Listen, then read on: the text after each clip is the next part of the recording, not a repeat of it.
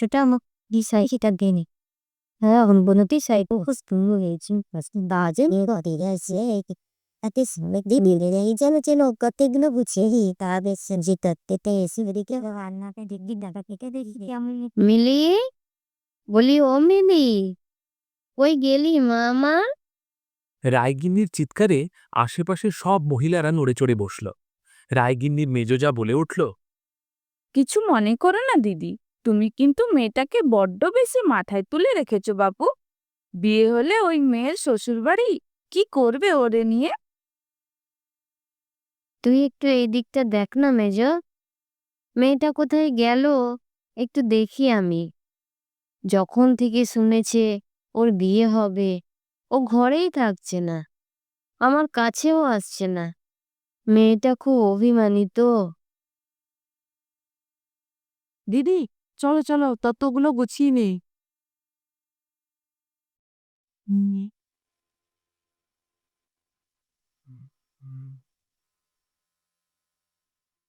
রাধারানী চারিদিকে খুঁজেও যখন মেয়েকে না পেয়ে বাগানে নামল, তখন বিকেল গড়িয়ে গিয়েছে।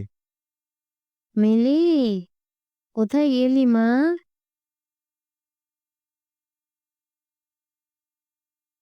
বাগানের একদম শেষে পেয়ারা গাছটার তলায় হাঁটুতে মুখ গুজে বসে আছে মিলি। রাধারানীর বুকটা কেঁপে উঠল। এই ছোট্ট মেয়েটাকে সে কিভাবে পাঠাবে শ্বশুরবাড়ি? রাধারানী এগিয়ে গিয়ে মেয়ের মাথায় হাত রাখতেই অভিমানে সেই হাত ঠেলে সরিয়ে দিয়ে মিলি বলল, আমি মরতে যাব না। আমার পুতুলগুলো, আমার রান্নাবান্নার জিনিসগুলো, আমার খালাঘরটা ছেড়ে, তোমাকে ছেড়ে আমি কোথাও যাব না মা। রাধারানীর চোখ দিয়ে জল গড়িয়ে পড়ল। মারে, যদি পারতাম তোকে সারা জীবন বুকে আগলে রাখতাম আমি, কিন্তু মেয়েদের যে পাঠাতেই হয় মা গো। মিলি মাকে জড়িয়ে ধরে বলল, কাকিমা যে বলল আমি দুষ্টুমি করলে শ্বশুরবাড়ির লোকেরা আমাকে মারবে, আমি যাব না মা। রাধারানী কেঁপে উঠল। এত ছোট মেয়েটার মনে এমনভাবে বিষ ঢেলেছে মেজ। এত লক্ষ্মী পৃথিবীর মতো মেয়েটাকে কেউ মারতে পারে? আর আমি আছি না, কে দেয় আমার মেয়ের গায়ে হাত, আমি দেখব ক্ষণে। মায়ের রণচণ্ডী রূপ দেখে মিলি খিলখিল করে হেসে উঠল। মাকে সে জড়িয়ে ধরল। পরম নির্ভরতায় মুখ গুজল মায়ের বুকে। আকাশের সদ্য ওঠা চাঁদটা সাক্ষী রইল মা মেয়ের এই পরম পবিত্র মুহূর্তের। মা, আমি যাব না মা, তুমি আমাকে কোথায় পাঠিয়ে দিচ্ছ মা? মা, আমি যাব না।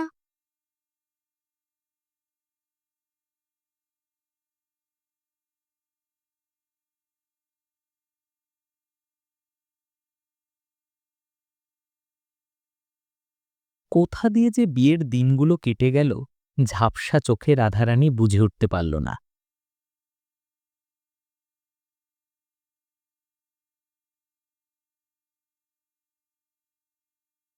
দেখতে দেখতে ছোট্ট মিলি তার ২০ বছরের স্বামীর সাথে বেরিয়ে পড়ল অজানা অচেনা শ্বশুরবাড়ির উদ্দেশ্যে।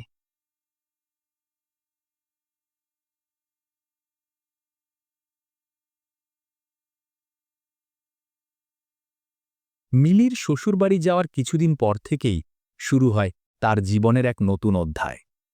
যখন ওই ছোট্ট হাতে ল্যাটা মাছটা ধরিয়ে দিল, আর সেই হাত মাছটা না কাটতে পারায় শাশুড়ি ক্ষণক্ষণে গলায় বলে উঠেছিল, আর মা দেখতে কিছুই শেখায়নি, এত বড় মাইয়া মাছ কাটিতে পারে না, তা হইলে সংসার ধরিয়া রাখিবে কেমনে? বলি ও বাবদুল, তোর এইভাবে কপালটা পুড়ল রে। মিলি তখন কিছুই বলতে পারেনি, কেবল মাথাটা নিচু করেছিল। ছোট্ট মেয়েটার সেদিন গলা দিয়ে কোনো আওয়াজ বেরোয়নি। রাতে অনেকক্ষণ অপেক্ষা করার পরও কেউ খাওয়ার না দিয়ে যাওয়ায় যখন মিলি খিদের জ্বালায় নিজেই গিয়ে রান্নাঘরে দাঁড়ায়, তখন এইটো কয়েকটা বাসন ছাড়া আর কিছুই নেই। মিলি বোঝে, এর উপর আবার খিদের কথা যদি সে বলে তাহলে হয়তো আরও কথা শোনাবে। তাই সে আস্তে আস্তে ঘরে চলে যায়। একসময় বাচ্চা মেয়েটা না খেয়েই ঘুমিয়ে পড়ে। দিন কাটতে থাকে, কিন্তু মিলি দিন দিন বুঝতে শেখে কাকে বলে সংসারের জাতাকল। তার বাপের বাড়িতে তার মা হাতে লেগে যাবে বলে জলটুকু তাকে গড়িয়ে খেতে দিত না। সে ভুলতেই বসল মায়ের আদর করে কাছে টেনে মাথায় তেল ঢেলে সিথি কেটে বিনুনি বেঁধে দেওয়া। ছোট্ট মানুষটা সারাদিন ছোট্ট ছোট্ট হাতে ঘরের সমস্ত কাজ করে। সন্ধে থেকেই ক্লান্ত হয়ে ঘুমে ঢুলে পড়ে। শ্বশুরবাড়িতে বাড়ির বউয়ের কেই বা এত খবর নেবে, তাই বেশিরভাগ দিনই মিলি না খেয়েই ঘুমিয়ে রাত কাটায়। তবে এভাবে তো আর খুব বেশি দিন চলতে পারে না। মিলিও পারল না, জ্বরে পড়ল সে। মা, মা গো, তুমি কোথায়? মা। ধুম জ্বরে হাজার কোকালেও শাশুড়ির মুখ বেঁকিয়ে গঞ্জনা ছাড়া আর কিছুই মিলল না। ঢং যত, আমাকে যেন কখনো জ্বর হয়নি কো, কেন রাজার কন্যে।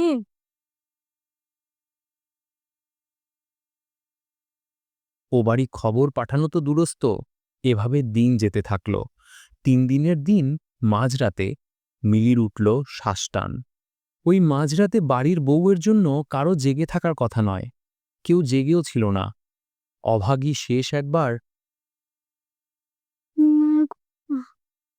মা মা বলে ডেকে উঠে তলিয়ে গেল চির ঘুমে। চোখ দুটো দিয়ে গড়িয়ে পড়ল কয়েক ফোঁটা অভিমানের জল। মিলি। ওদিকে হুলির বাপের বাড়িতে রাধারানী ঘুমের মধ্যে কেঁপে উঠল। মাতৃহৃদয় সবই বোঝে। রাধারানীও বুঝল কিছু একটা হয়েছে।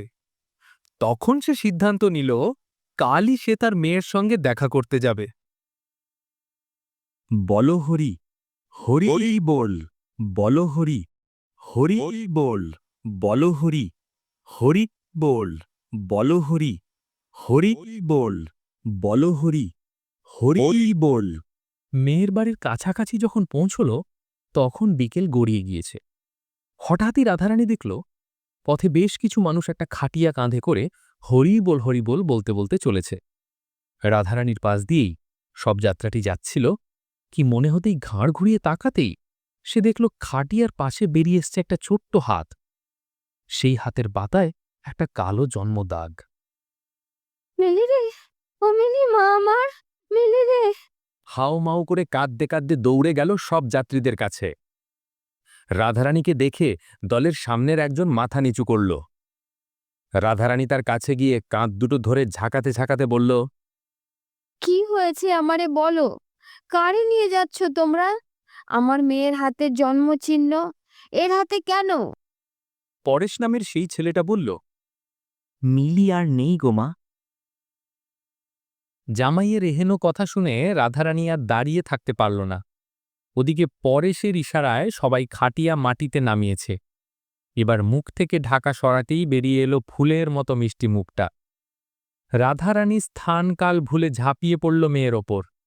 চিৎকার করে বলে উঠল, মারে, কি হলো রে মা তোর? তোর কি হয়েছিল তাও তো জানলাম না রে মা। ও মা, ও মা, ওঠ না সোনা, ওঠ না। তোকে আর কোথাও যেতে দেব না রে মা। একটিবার, একটিবার ফিরে আমার বুকে আয়। এতক্ষণ রাধারানী বিলাপ করছিল। এবার হঠাৎই সোজা হয়ে উঠে দাঁড়াল সে। দুহাত প্রসারিত করে বলল, মারে, আমি মন্তর তন্তর জানি নে রে, কিন্তু আজ এই প্রকৃতির কাছে চাইতাছি, তুই ফিরায়। কি হয়েছে তোর? আমারে বল। ঠিক এই সময় চারপাশে একটা হাওয়া উঠি। রাধারানীর কথা শেষ হওয়ার আগেই সেটা পরিণত হলো ঝড়ে। পথের পাশে একটা গাছ হাওয়ার দাপটে ওলট পালট হয়ে আছড়ে পড়ল পথের মাঝে। শ্মশান যাত্রীদের সবাই পরিস্থিতি বেগতিক বুঝে ভয়ে এদিক সেদিক পালিয়ে বাঁচল।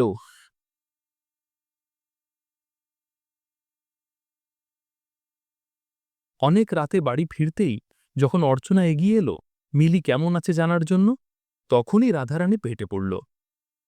তোর পোড়া মুখের কথাই সত্যি হলো রে মেজ। খুশি তো এবার? আমার মেয়েটা আর ফিরবে না রে। তুই খুব খুশি হয়েছিস তো মেজ? বল বল, আমারে একবার বল না। এমন কিছু যে ঘটতে পারে এ তো ভাবিনি অর্চনা। তার আপাদ মস্তক কেঁপে উঠল। বসে থাকতে থাকতে রাধারানী জ্ঞান হারাল। তাকে তুলে বিছানায় শুইয়ে অর্চনার উপর দায়িত্ব দিয়ে মিলিকে নিয়ে সবাই শ্মশান যাত্রা করল। জ্ঞানহারা রাধারানী জানতেও পারল না তার প্রাণের ধন, তার আদরের মিলি, যে একটু বকাখেলি ঠোঁট ফোলাত, যে আগুন জ্বালাতেই ভয় করত, সে আজ নিজেই আগুনে নিজের পার্থিব শরীর সমর্পণ করতে এগিয়ে চলেছে সবার কাঁধে চড়ে। অনেক রাত। রাধারানী তখন বিছানায় শুয়ে আছে, পাশে অর্চনা। হঠাৎই বিছানার পাশের খোলা জানলাটার দিক থেকে আলতো শটটা ভেসে এলো। মা, ও মা, মা গো। কে কে ডাকলো?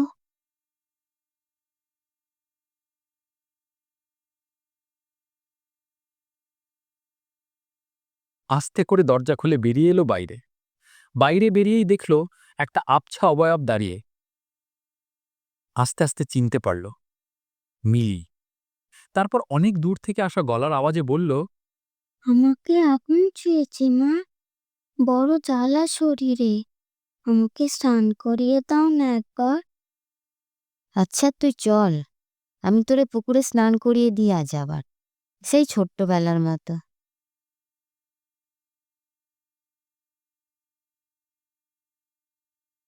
মা মেয়ে এগিয়ে চলল পুকুরের দিকে। যখন মেয়ের পেছন পেছন রাধারানী আস্তে আস্তে পুকুরের জলে নেমে যাচ্ছে, তখন বাড়ির বাকি সকলেই ঘুমিয়ে। তাই রাধারানী রেহানো কাজকে বাধা কেউ দিতে পারল না। এভাবে যখন মাঝ পুকুরে রাধারানী মিলির আলিঙ্গনে ছটফট করছে, তখন কেউ জানতেও পারল না। ভোর হতেই অর্চনা ঘুম থেকে উঠেই দেখল রাধারানী নেই। কিন্তু সে বেশি কিছু না ভেবেই উঠে শ্মশান যাত্রীদের দলকে চা জল দিতে ব্যস্ত হয়ে পড়ল। বেলা বাড়তেই বাড়ির গুরুদেব এলেন। খবর পেয়ে বাড়িতে ঢুকেই উনি কিছুক্ষণ চোখ বন্ধ করে বললেন, আচ্ছা, রাধারানী কোথায়? ওকে দেখছি না কেন? ওকে ডাকো, খুব বিপদ ওর সামনে। গুরুদেবের কথা শুনে সবাই চারিদিকে খোঁজ শুরু করলেও রাধারানীকে কোথাও পাওয়া গেল না। হঠাৎই অর্চনার কি মনে হতেই সে পুকুর পাড়ে গিয়ে দেখে রাধারানীর দেহটা জলে ভাসছে।